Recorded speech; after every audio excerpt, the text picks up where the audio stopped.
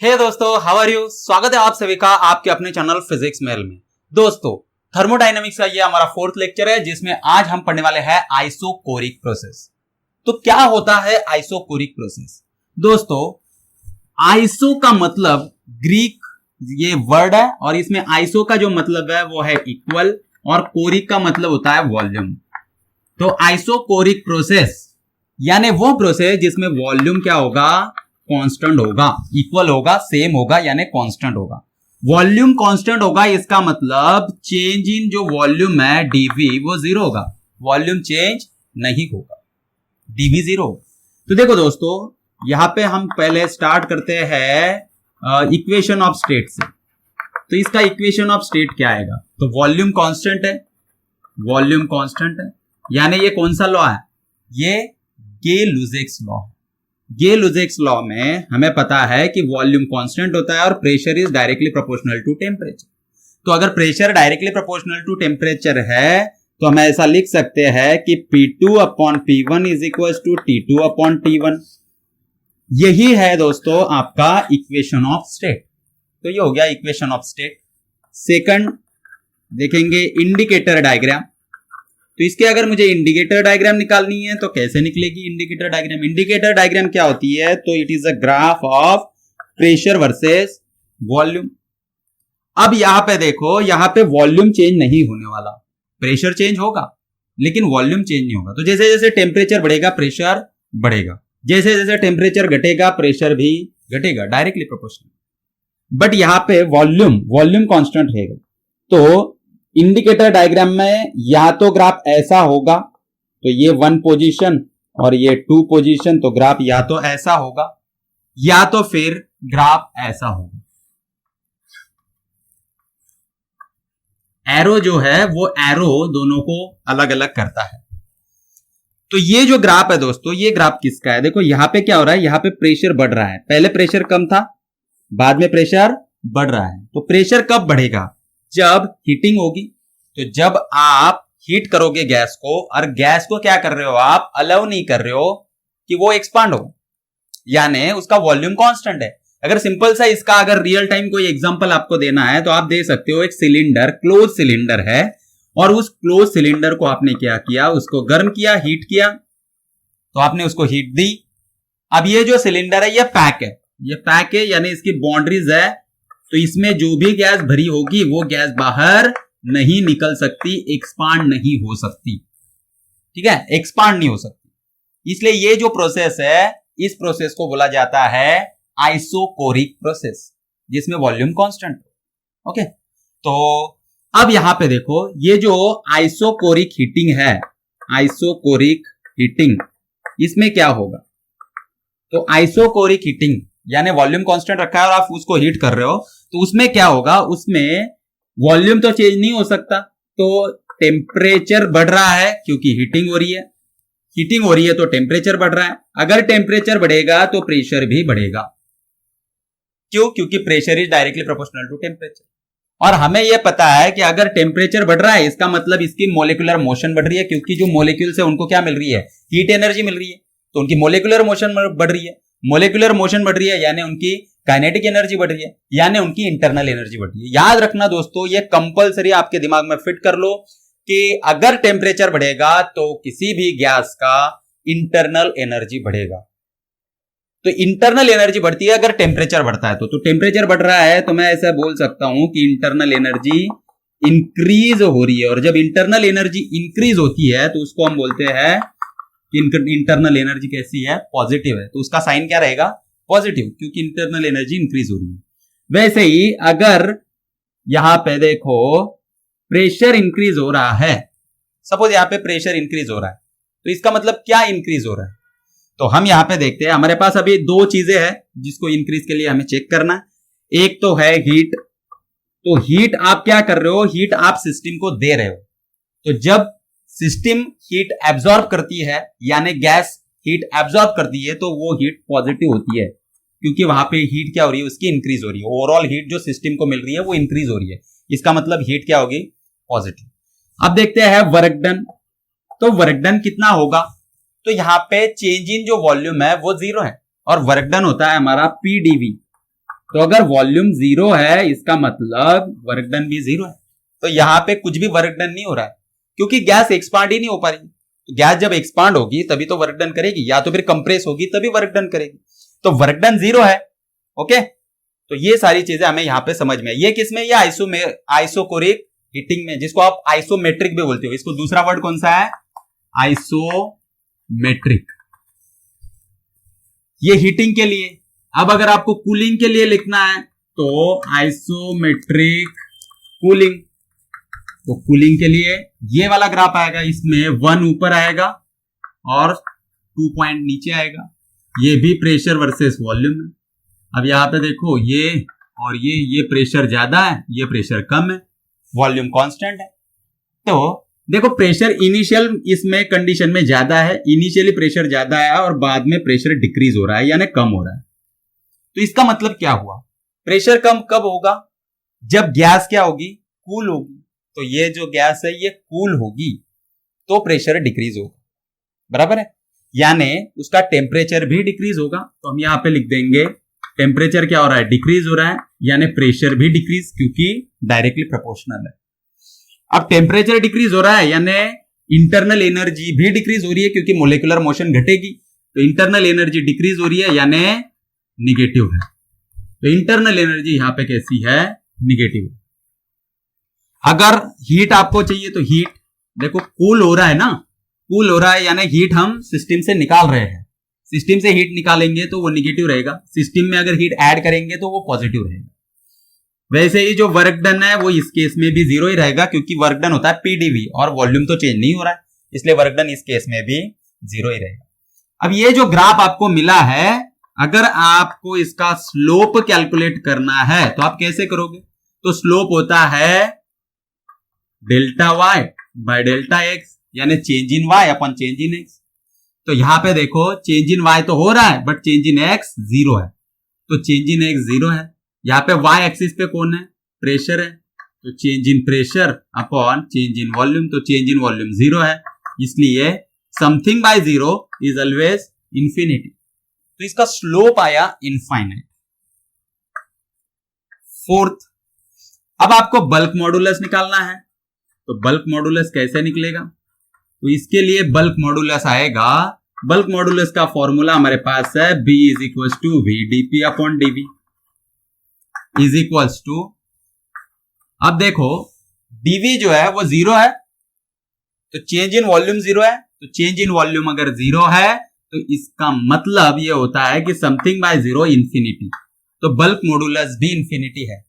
तो ये जो गैस है ये कंप्रेस ही नहीं हो पा रही है, ओके, तो इसके वॉल्यूम में कुछ भी चेंज नहीं है, इसका मतलब क्या है? इसकी इलास्टिसिटी इनफाइनाइट है, समझ?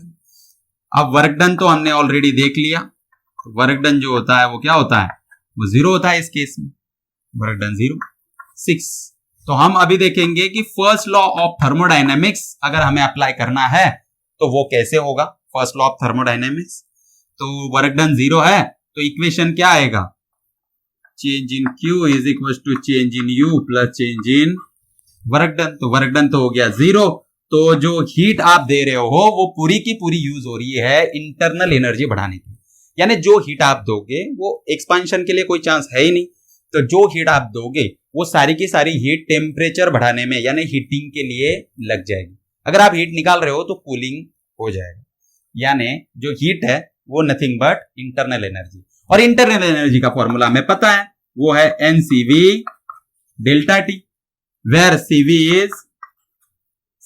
इज, तो यहां पे मैं लिख देता हूं CV is equal to R upon gamma minus 1 delta T, तो ये भी एक फॉर्मूला हो गया इसका। Where N is number of mole, gamma is specific heat ratio, R is universal gas constant and delta T is the change in temperature through which it is going. तो delta Q heat supply करने के बाद delta T इतना temperature का change होगा। तो ये formula आपको मिल गया इसका। अब इसको अगर आपको और एक्सपांड करना है तो आप ऐसे भी कर सकते हो, इसको PF VF minus PI VI by gamma minus 1। तो ये है आपका डेल्टा Q का formula in terms of number of moles. Okay, तो चलो ये मुझे लगता है आपको अभी समझ में आ गया होगा, है ना।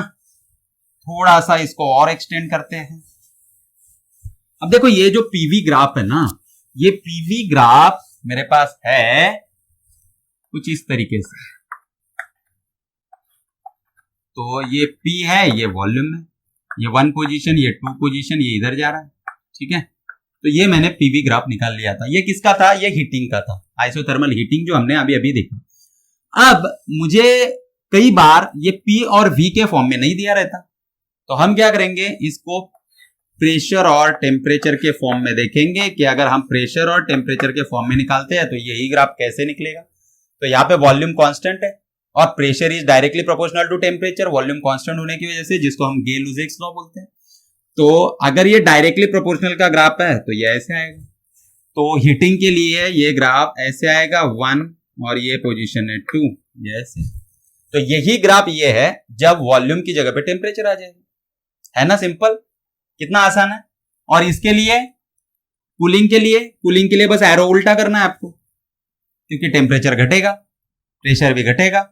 ओके, तो ये सिर्फ एरो आपको उल्टा करना है। ये हीटिंग के लिए निकाला है, कूलिंग के लिए निकालना है आपको, तो एरो सिर्फ अपोजिट हो जाएगा। कितना आसान है दोस्तों। तो चलो इस पे न्यूमेरिकल्स लेते हैं।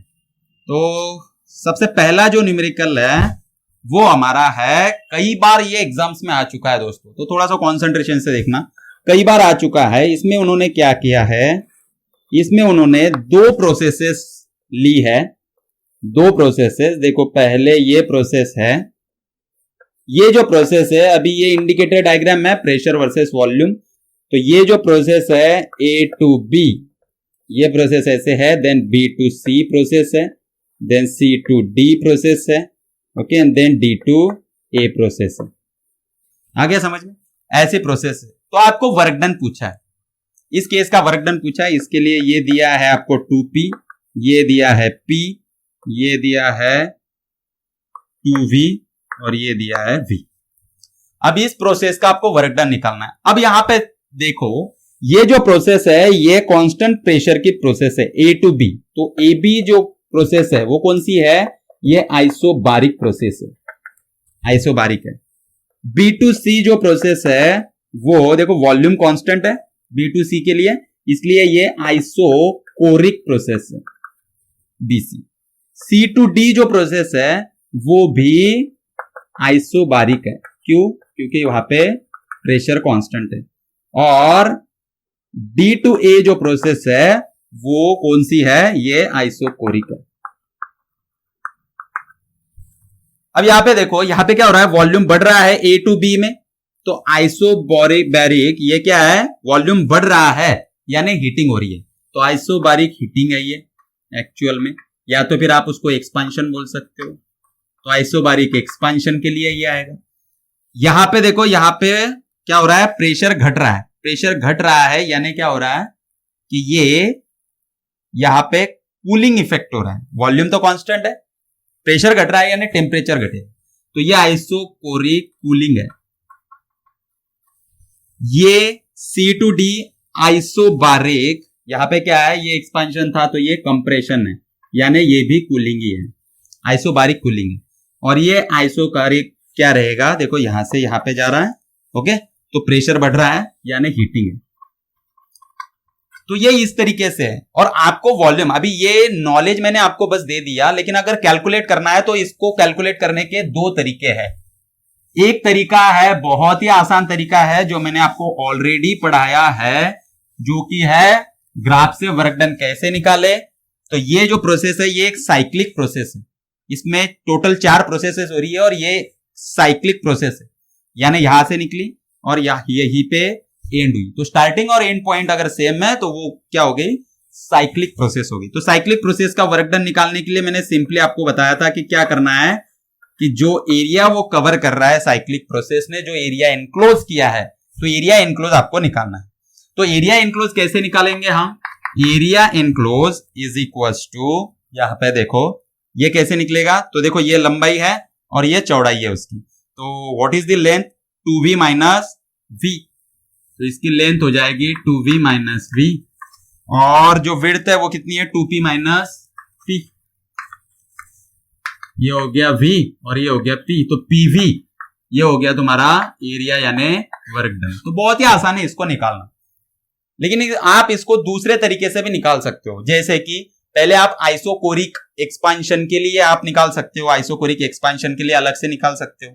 तो आइसोबारिक के लिए आप कैसे निकालोगे, तो ए बी जो प्रोसेस है वो आइसोबारिक है। आइसोबारिक के लिए जो वर्क डन होता है तो वो वर्क डन होगा ए बी का वर्क डन, और वो होता है आपका पीडीवी यानी PV2 minus V1 is equal to, अब यहाँ पे प्रेशर कितना है 2P है, तो हम यहाँ पे 2P प्रेशर लिखेंगे, ठीक है। तो 2P प्रेशर है इंटू वॉल्यूम V2 क्या है 2V है और ये V है, तो 2V माइनस V ये हो गया V, तो 2PV और वो भी पॉजिटिव। ये है work done during AB। BC को वर्क डन निकालना है तो वॉल्यूम चेंज 0 है, कोई भी वॉल्यूम चेंज नहीं हो रहा है। यहाँ पे वॉल्यूम देखो कांस्टेंट है, इसका मतलब इसका वर्क डन जो है BC का वो 0 है। वर्क डन ड्यूरिंग CD के लिए वर्क डन क्या आएगा, तो प्रेशर कितना है देखो P है और चेंज इन वॉल्यूम कितना है, तो देखो फाइनल वॉल्यूम V है और इनिशियल वॉल्यूम 2V है, तो V माइनस 2V ये कितना हुआ minus PV, okay, V minus 2V, तो ये क्या हो गया माइनस PV। और work done during D to A ये तो कांस्टेंट वॉल्यूम का है, PdV कितना हो जाएगा, चेंज इन वॉल्यूम 0 है इसलिए 0, देखो यहाँ पे वॉल्यूम कांस्टेंट है तो 0। अब अगर चारों को हमें ऐड कर दे, चारों प्रोसेसेस को ऐड कर दे तो वर्क डन टोटल मिल जाएगा तुमको, AB plus BC plus CD plus DA, इनका वर्क डन कितना आएगा 2PV plus 0 minus PV plus 0 यानी PV। तो ये वर्क डन आ गया ABCD प्रोसेस का, तो आ गया दोस्तों, है ना। यहाँ पे एक चीज याद रखोगे आप कि ये क्लॉकवाइज प्रोसेस है। क्लॉकवाइज प्रोसेस अगर आपकी है, साइक्लिक प्रोसेस जब क्लॉकवाइज है तो वर्क डन हमेशा पॉजिटिव आता है। देखो यहाँ पे भी और यहाँ पे भी पॉजिटिव आया, और यही साइक्लिक प्रोसेस में अगर एरोज उल्टे होते, ये कुछ इस तरीके से होते एरोज, अगर ऐसे एरोज दिए रहते आपको उल्टे यानी एंटी क्लॉकवाइज, तो इसका जो वर्क डन आता वो निगेटिव आ जाता। ये बात आप नोट करिए, इसको याद रखिए। चलो तो सेकंड एग्जांपल लेते हैं, इसमें इसको मैं रद्द कर देता हूं, यहां पे सेकंड एग्जांपल लेते हैं। सेकंड एग्जांपल है आपका, ये आपको प्रेशर दिया है, ओके, यहां पे भी आपको एक साइक्लिक प्रोसेस दी है, तो आइसोबारिक और आइसोकोरिक प्रोसेसेस है, इंडिकेटर डायग्राम दी है, और आपको यहाँ पे 200 किलो पास्कल, ये 100 किलो पास्कल दिया है, ये 100 सीसी और ये 300 सीसी दिया। और आपको क्या बोला है, आपको बोला है कि वर्क डन इस प्रोसेस का निकालो, तो आपको ये अभी यहाँ पे ऐसे दे दिए, ये प्रोसेस दी। तो वर्क डन कैसे निकालोगे, तो साइक्लिक प्रोसेस है तो एरिया इनक्लोज, तो इसने कितना एरिया इनक्लोज किया है उसको आप निकालोगे। तो ये ABCD work done during ABCD is equal to, cyclic process है तो वर्क डन कैसे निकलेगा, एरिया इनक्लोज, तो एरिया कितना है, तो ये हो गई लेंथ, ये हो गई विड्थ। लेंथ कितनी है, तो लेंथ है तुम्हारी 300 माइनस 100 सीसी यानी सेंटीमीटर क्यूब, और ये है विड्थ कितनी है वो 200 माइनस 100 किलो पास्कल। तो देखो ये सेंटीमीटर क्यूब है, सेंटीमीटर क्यूब, और ये किलो पास्कल है, किलो पास्कल, ठीक है। तो ये दोनों यूनिट्स मैंने यहां पे लिख दिया।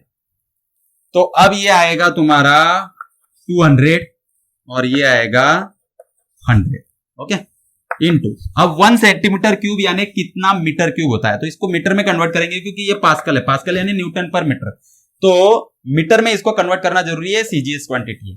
तो मीटर में इसको कैसे कन्वर्ट करेंगे, तो सेंटीमीटर को मीटर में कैसे कन्वर्ट करते हैं, तो 1 सेंटीमीटर यानी 10 टू द पावर -2 मीटर, तो उसका क्यूब हो गया, ओके, इनटू किलो यानी 10 टू द पावर 3, और ये हो गया पास्कल मीटर क्यूब, ओके, यानी जूल। तो अब ये एनर्जी हो गई जूल में कन्वर्ट, ये हो गया तुम्हारा 2 into 10 to the power 4 into 10 to the power -2 का पावर 3 है यानी -6 इंटू 10 टू द पावर 3। मैं इसको रफ कर देता हूं अभी, ओके, तो ये कितना आएगा, ये आ गया तुम्हारा 2 इंटू ये 10⁻7 और ये -6, तो ये हो गया 10⁻1 यानी 20 जूल। अब आपको बस चेक क्या करना है कि ये क्लॉकवाइज है कि एंटी क्लॉकवाइज है। तो यहाँ पे ये एंटी क्लॉकवाइज है, एंटी क्लॉकवाइज अगर है तो जो वर्क डन है वो क्या होता है, निगेटिव, तो ये आ गया -20 जूल। आ गया। चलो नेक्स्ट न्यूमेरिकल लेते हैं इस पे। अब देखो आपको यहाँ पे जो नेक्स्ट न्यूमेरिकल दिया है वो नेक्स्ट न्यूमेरिकल है, आपको ऐसे प्रोसेसेस दी है, तो आपको यहां से यहाँ पे दिया है ये प्रोसेस, ओके, ये ए पॉइंट है, ये बी है, ये सी है और ये डी है। ये आपको 2v0 दिया है, ये v0 दिया है और ये 3v0 दिया है, ये ऐसे है और ये ऐसे है, ठीक है। ये आपको कितना दिया है, 2p0 दिया है और ये p0 दिया है, ओके। चलो आपको अभी इसका वर्क डन निकालना है, तो यहाँ पे टोटल वर्क डन, अभी ये साइक्लिक प्रोसेस नहीं है, यानी पूरा इसने एरिया एनक्लोज नहीं किया, जैसे कि ये पूरा क्लोज था एरिया, तो एरिया अगर क्लोज है तो सिंपल सा एरिया एनक्लोज हम निकाल लेंगे। लेकिन अगर एरिया क्लोज नहीं है तो जो फर्स्ट न्यूमेरिकल में हमने सॉल्व किया वही प्रोसेस आपको इस्तेमाल करनी। तो यहाँ पे भी ये एक ओपन है ना, साइक्लिक प्रोसेस नहीं है। यहाँ पे 3 प्रोसेस है, एक है ये आइसोबारिक प्रोसेस, ये आइसोकोरिक, ये फिर आइसोबारिक, तो पूरी साइकिल कंप्लीट नहीं हो रही।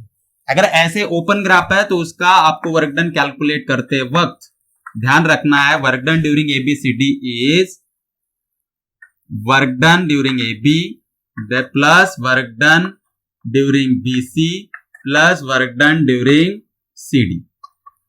ये है टोटल वर्क डन ABCD का।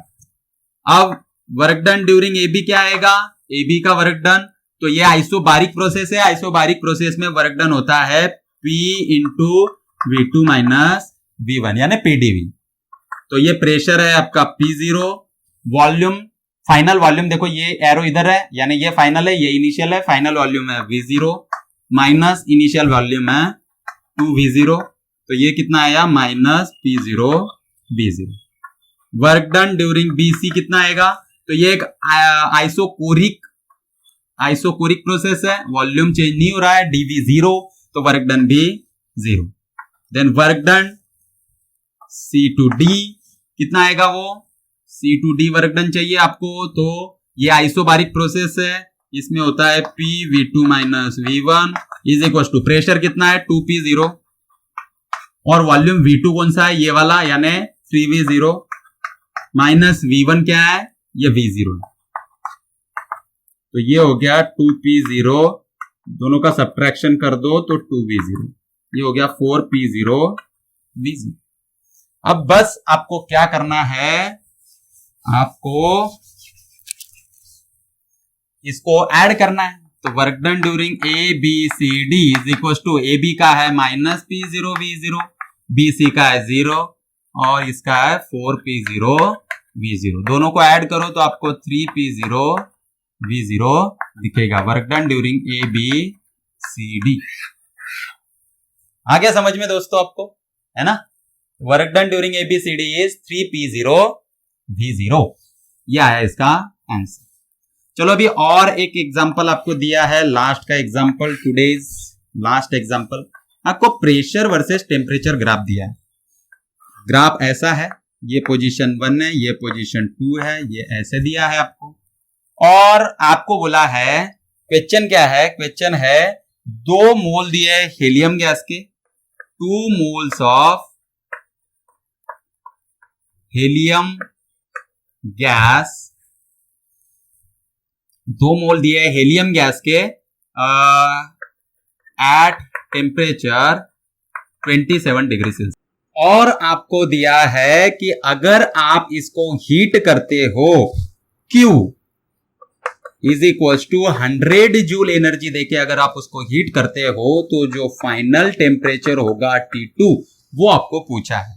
और आपको गिवन डेटा है आर, यूनिवर्सल गैस कांस्टेंट, ये आपको दिया है 8.31 जूल पर मोल पर केल्विन। ठीक है, इतना दिया है और आपको ये इक्वेशन, ये जो न्यूमेरिकल है उसको क्या करना है, सॉल्व करना है। तो अब कैसे करोगे? तो देखो हमें यहां पे अभी पता है, देखो ये जो इंडिकेटर डायग्राम है इससे हमें पता चल रहा है कि pressure is directly proportional to temperature. इसका मतलब यहाँ पे वॉल्यूम कांस्टेंट है। तो ये आइसोकोरिक प्रोसेस है, ये हमें सबसे पहली बात समझ में आई कि ये क्या है, आइसोकोरिक प्रोसेस। अब आइसोकोरिक प्रोसेस में जो वर्क डन होता है वो 0 होता है।